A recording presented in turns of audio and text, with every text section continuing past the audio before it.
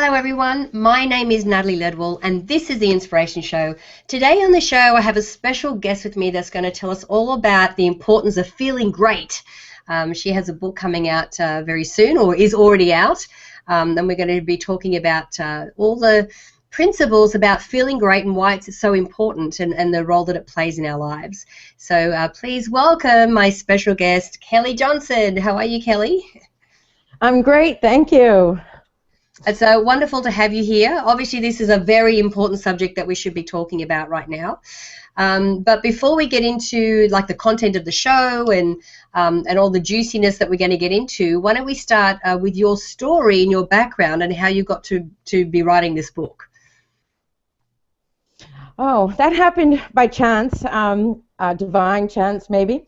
I was very fortunate actually to be called into this because Daddy Jackie, who is one of my co-authors, just turned to 99 years old in January, so she's actually not writing anymore.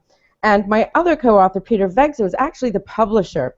So he's the one, he had read a flyer that Daddy Jackie had written in by the same title, Feeling Great, and he passed it on to me, and we absolutely loved it. So we contacted her and said, hey, can we work with you on a real, a full book?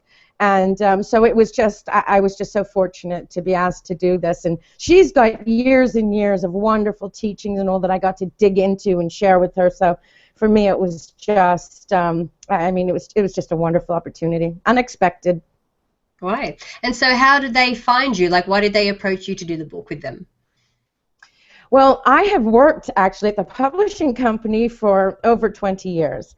So I had been writing and doing sales for Peter Vegzo for all of this time. And we had published books by the Brahma Kumaris, which is the organization that Daddy Jackie had started.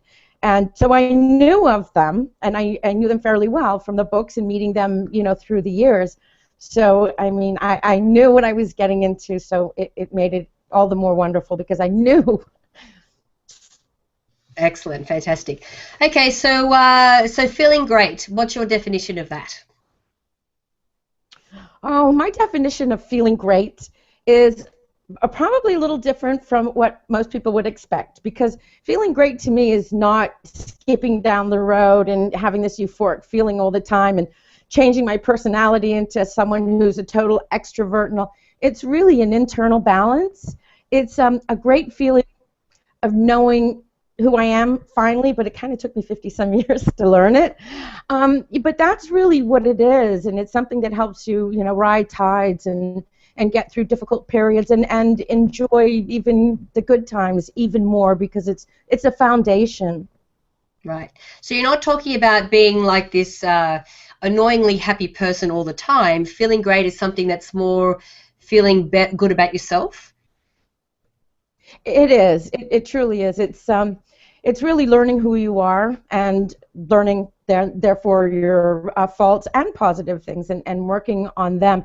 It is not going to turn you into, one of these wonderful euphoric people unless that's how you are in the beginning. That's not typically who I am. So it's not going to change your personality in that way. It changes you more on an internal, balanced level. Right.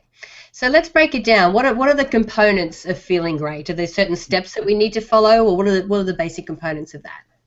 Well, there are steps that we can follow that will help us reach that goal. The subtitle of the book is Creating a Life of Optimism, Enthusiasm, and Contentment. And, of course, those are the three main steps. And in each one of those, there are a lot of things that, that we have to work on and work through and apply to our lives.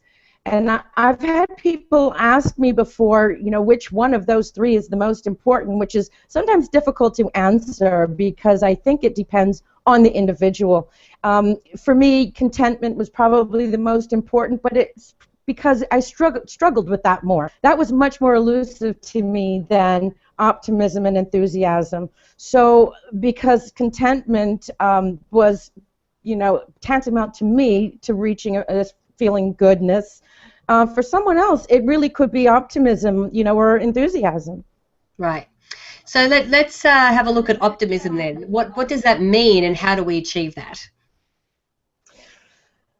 I think once we learn who we are, who our authentic self is, and we learn to work on some of the issues that we need to, what happens is we look at ourselves a little bit differently. We learn to have the self-respect that we need to have, and respect for other people too. We need both.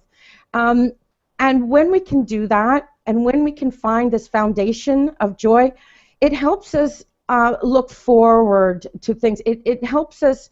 We realize that we can change things, that people around us can help change things. Now, we have to be careful of that because people can change things negatively too, so we have to be really in tune with that. But we start seeing things and believing a lot more in ourselves and in other people. And boy, that's just in a nutshell. There's so much more that we could talk about. Okay, so that's optimism. And we're talking about optimism in life, or in the outcomes of life, or in the fact that we have influence over our life. Is that what we're talking about?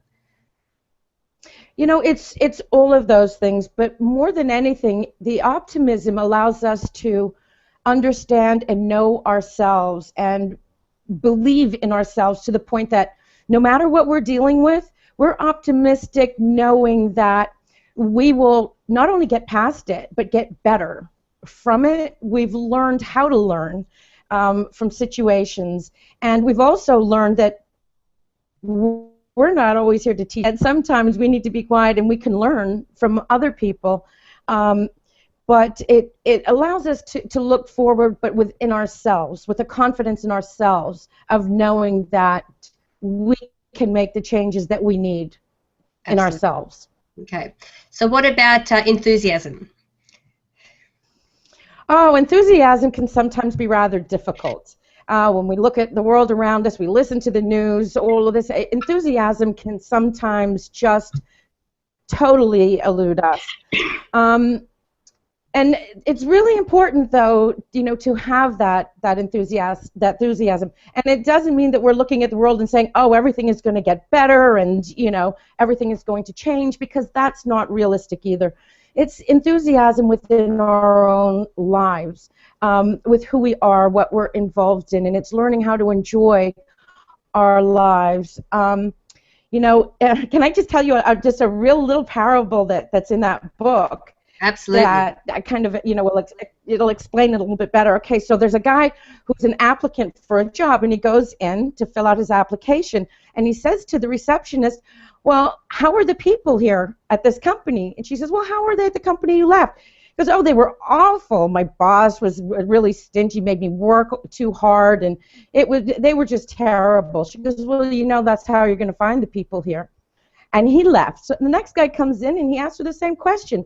Hey, how are the people at this company, the company you left? Oh, my boss was awesome. He was great. I'm really going to miss them. I really enjoyed working with all of them, and I learned. She goes, you know, that's just how you're going to find people here. That's kind of optimism. You know, you don't necessarily know what's in front of you, but within yourself, you know you're going to do the best you can to make it good, and then often that's just how it turns out. Absolutely. Okay, so contentment is an interesting one, because I think contentment is one of those ones that if you're someone who thinks they're going to be happy when something happens, that contentment's very important for you to incorporate in your life, don't you think? Oh boy, like I said, for me it was the most important. And you know, just before I got involved in this project, I had gone through a rather difficult period. If this explains it to you, I got a divorce after 20 years, sold my house, left my job, and moved where no one knew me. Now that's a bit of a crisis. And that's where I really learned, you know, what contentment is. And no matter what you do in situations, you really can't change your whole world until you change yourself. And until you're content, you know, with yourselves, and you're not looking for the next thing and the next thing and the next thing, you finally learn to love yourself. And when you can love yourself, it's a lot easier to love other people and to let people in, and you know, to do good things and have good things happen to you. But that contentment, to me, truly is the key. Yeah. And difficult sometimes. Exactly, and I think what you're talking about is just being grateful and happy with everything the way that it is. having the enthusiasm for things to change and to improve and to move forward and so forth, but to be really happy and content with your own company on your own, to be content in in the relationships that you have, whether they're friends or family or romantic, and then being really content and happy with everything that you have in your life right now, because the more that you can sit in that energy, the more you can make space for new things to come in.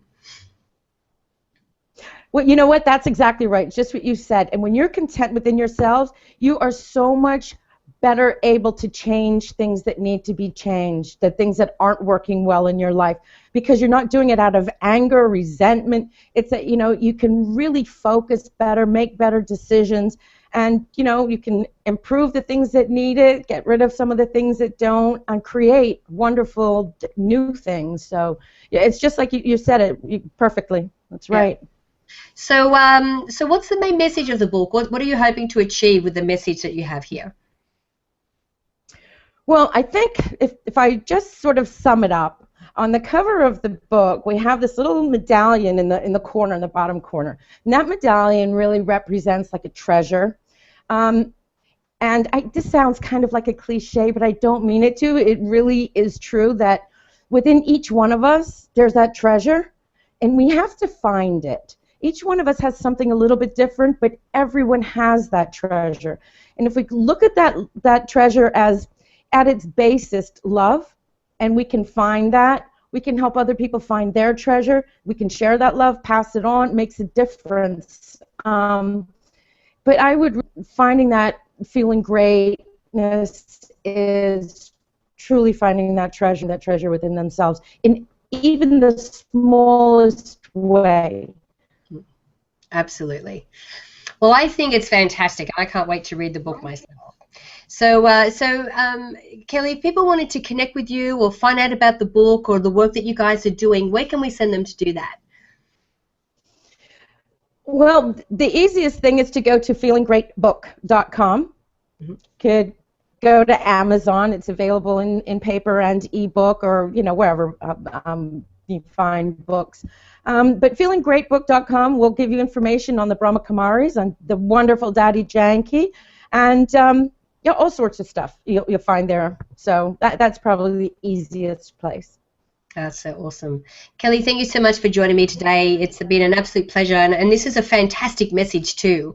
So if you're watching the show, I really encourage you to click on the banners either to the side or underneath this video to go through to that website so that you can really connect with the message of the book, download the book, buy the book, and start moving through life feeling fantastic. So thanks again for joining me, Kelly. Thank you so much for having me. I've enjoyed it and I appreciate it.